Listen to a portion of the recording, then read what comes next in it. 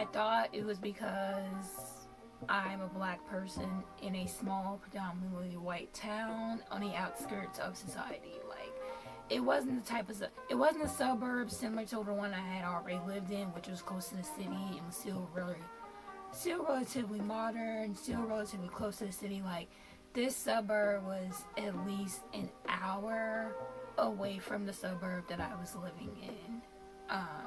So it was like a suburb, okay? So, we go there, we order stuff, and then we leave. Not even 5 minutes later, we hear sirens. And then we just keep hearing more and more sirens. We didn't understand that they were directed towards us. Like, the person that was driving, he didn't run any red lights, any stop signs. We weren't speeding. This was like a residential area. He's an old man. So like, he wasn't driving fast at all. It's like, we didn't get that the sirens were directed towards us until we saw a car behind us, and we just thought, okay, I guess we're going the same direction, and they couldn't get around us because it was like a single lane. Hi guys, welcome back to my channel. My ring light broke. I usually have my phone like over here. Like, it still works, but the part that connects my phone to the actual ring light, I was adjusting it and my whole phone just fell in my hands. So I'm stacking my phone up on a whole bunch of books, so like the angle is going to be a little bit different. Today I'm going to tell you guys about the time I got reported as an endangered child. And you want to guess how old I was at this time? I had just turned 23. So in order to make this story make sense to you guys, I'm gonna give you guys a little bit of background, and it may seem unrelated, but it'll come together and it'll make sense. Okay, so when I was about 21, I think maybe 22 years old, I found this job on Model Mayhem as a photography assistant, and the photographer that I worked with, he was a children's photographer, and he owned his own private company where he would go and do photo shoots at different private schools and take pictures of kids on picture day. And he would edit those pictures and send them out to the parents and everything. And part of my job as his assistant was to accompany him to photo shoots, help him load equipment into his van, and help him set up the shoot. Usually takes about an hour to set up all the photography equipment, and clean up the kids, make sure everybody looks presentable before picture day, take payments. Different kids have different payment packages. You know how sometimes they'll give you like a package before picture day to sign up, where if you want like special pictures, like you have the basic package, but if you want like extra pictures, or if you wanted pictures with a sibling, or if you wanted like pictures with like a different outfit or whatever, like the parents would like write a note or sign like a box or whatever on the forms. And I just kept track of all of that. And everybody got to take pictures, whether or not your parents paid or not, but then the parents could just pay later once the pictures actually get developed. But the parents who actually paid would just get mailed out. So, and usually in that job, I would wake up very early, like around 5-6 o'clock in the morning, and then he would come pick me up, and I would help him load the photography equipment into his van, and then we would go off to a school and take pictures. On this day in particular, we stopped at Dunkin' Donuts to stop and get something to eat, get some tea or whatever. I remember what I ordered very vividly just because of what happened after that. At the time, I was a vegetarian, I wasn't yet vegan, so I ordered the grilled cheese and hash browns and some tea. And I remember the energy being a little weird when I walked in there, and I thought it was because I'm a black person in a small, predominantly white town on the outskirts of society. Like, it wasn't the type of it wasn't a suburb similar to the one I had already lived in, which was close to the city. It was still relatively modern, still relatively close to the city. Like, this suburb was at least an hour away from the suburb that I was living in. So it was like a suburb, okay? So, you know, we go there, we order stuff, and then we leave. Not even 5 minutes later, we hear sirens, and then we just keep hearing more and more sirens. We didn't understand that they were directed towards us. Like, the person that was driving, he didn't run any red lights, any stop signs. We weren't speeding. This was like a residential area. He's an old man. So like, he wasn't driving fast at all. It's like, we didn't get that the sirens were directed towards us until we saw a car behind us, and we just thought, okay, I guess they were like, I guess we're going the same direction, you know, and they couldn't get around us because it was like a single lane or whatever. But then we noticed more and more cop cars like coming out of the woodworks. Like, we'll pass a block, and then another cop car will come up behind the car behind us, and then we'll pass another block, and then another cop will be behind that one. Then we'll pass a block, and then another cop will be behind that one. So this school in particular happened to be a very small private school. It was actually like a home daycare type of school. So we pulled into the driveway, and I also want to mention another fact. Obviously, I'm a young black woman. The person that I was with was an older white male, and the van that we used was a huge white van, and it had dark tinted windows. So I think that kind of, you know, put two and two together. And also, I was 22 at the time. If I could find pictures of how I looked that day, I think I wrote a blog post about 8 years ago. I'll post pictures of what I looked like that day. But like, I wasn't wearing any makeup. I was wearing this dress that kind of looked like a jumper, and some tights, and like some dress shoes. Like, I wasn't looking, I don't know, like a visibly alternative person or whatever. So we get to this place, we pull into the driveway, and as soon as we pull into the driveway, like, cops were coming out the woodworks from different ends of the block and pretty much barricaded us in there. Like, it was like 5 different cop cars. So it was one blocking the driveway, and then another one from the left side, and another one from the right side, and then another one blocking those in, another one over here. And then, you know, like, as soon as we pulled in, we stayed in the car because we just didn't know what the fuck was going on. And then, like, they came rushing out of the car, out of their cop cars, and like, some came over to my side of the car, some came over to his side of the car, and yeah. And then, you know, they tell us to get out of the car, you know, unlock the door, get out of the car, take off your seatbelt, get out of the car right now. And like, pulled me away from the vehicle into the driveway, and they pulled him away from the vehicle into the driveway, but like, we were on completely opposite sides of each other. I was surrounded by about 3 or 4 different cops, and he was surrounded by at least 6 of them, but I couldn't quite see because he was on the other side of the van, I was on the other side of the van, and like I said, it was very dark tinted windows on a van.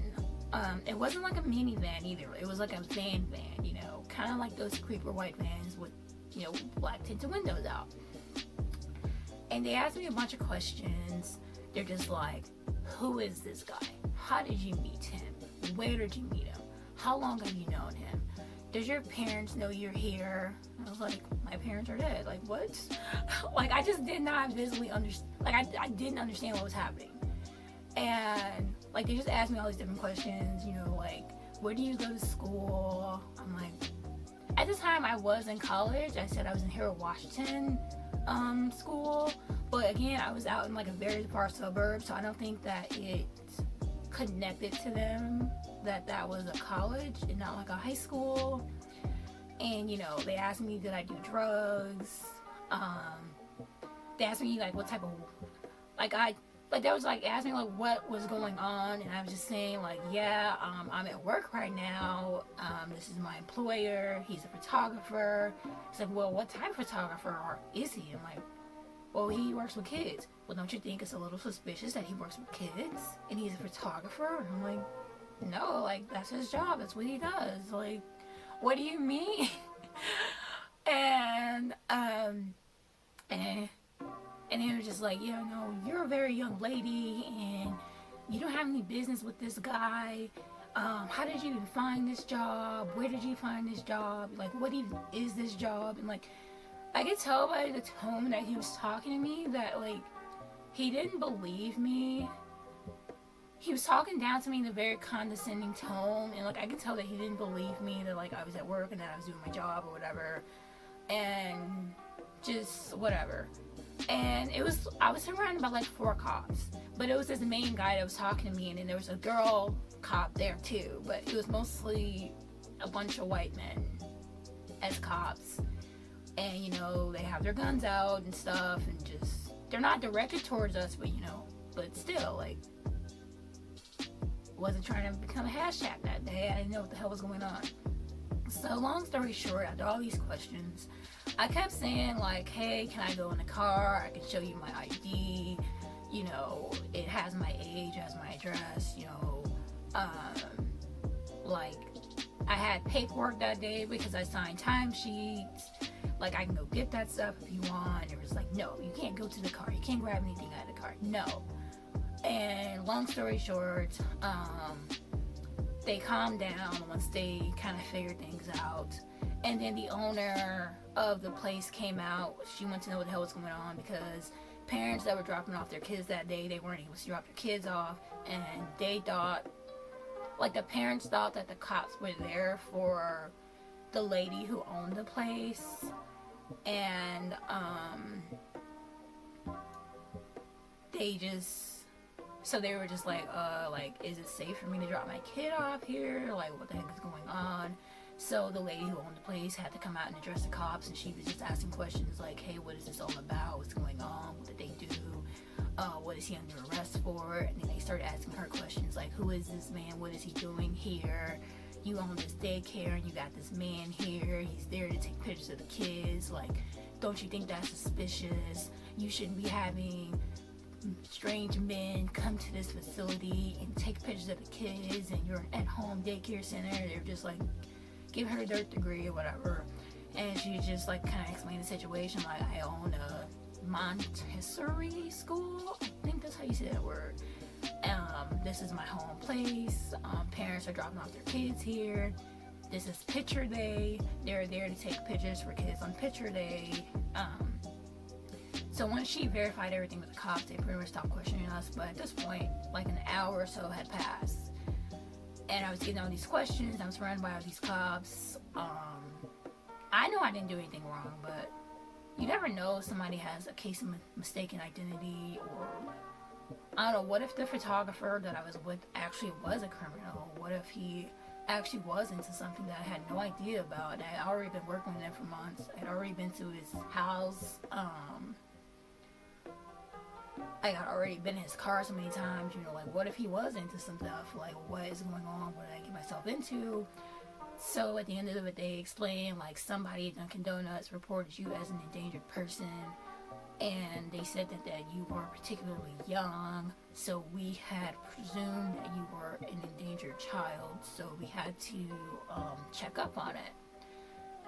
But at no time, like, I kept saying, like, can I go get my ID to show you guys what's going on? Because at one point they did ask me, like, hey, how old are you? And I said 22.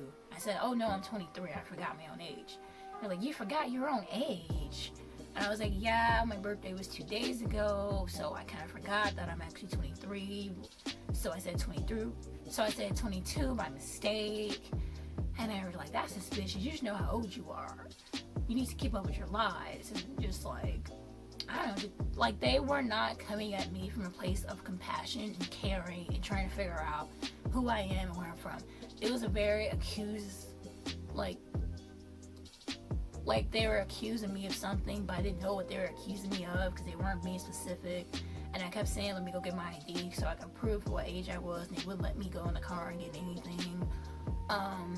So after all that questioning, I just wanted to go home at that point. I didn't want to work, but I was already at work, and like I still had to go and proceed throughout the day, and they eventually left. And said sorry for the inconvenience. We thought that you were an endangered child. We had to follow through. Have a nice day or whatever, and they left. But I was just shaken up by it, cause what the fuck? And I was so annoyed. I literally kept saying, let me go get my ID. My ID's in the car. I can show you my age. I can show you, where I live at. I have my timesheets for work. I can prove that I'm an employee. And just, it was annoying. So yeah, I got reported as an endangered child when I was 23 years old. And it's annoying because there have been times where, I have been abused in different situations, in different places that I lived at throughout my life. And I have actually been an endangered child. And nobody called anybody. And nobody did shit. I just got more gaslighting and more abuse. So it's just why is this being taken so seriously when it's a false alarm, when I have actually legit been an endangered child, and none of that was ever taken seriously. I didn't think that they ever took it seriously, because it was never taken as anything when I actually was a child. So what the hell? I have no idea what this person that called the police on me was thinking. I know that they probably had good intentions, thinking, that looks like a young black girl. I don't know, this old white man that came here, and this huge white man. And how they were able to find us so easily, because it's a very small, predominantly white town. I don't think that they have too much going on there, and they did get the license plate, and they did give a description of us. So it wasn't like they just called the police and reported me as an endangered child and described us. They had a license plate. Dunkin' Donuts had security cameras outside, so they knew what we looked like, and stuff. But yeah, everything went down so fast, and I was very shaken up by it, and just dude, what the fuck? I got reported as an endangered child, and I literally just turned 23 years old, and I'm at work, and I'm shaken up by this experience, and I just want to go home, but I can't, because I'm already here, and I didn't come here on my own accord. I came here in somebody else's car, and I'm an hour away from where I live at. And I don't really think that Uber was a thing back then. I think Uber was in its infancy. So yeah, that just wasn't gonna be a thing. But yeah, anyways, so that's the story about how I got reported as an endangered child when I was an adult, and the circumstances behind how something like that could happen. I hope you guys enjoyed this video. Let me know if you guys have had any type of similar experiences. So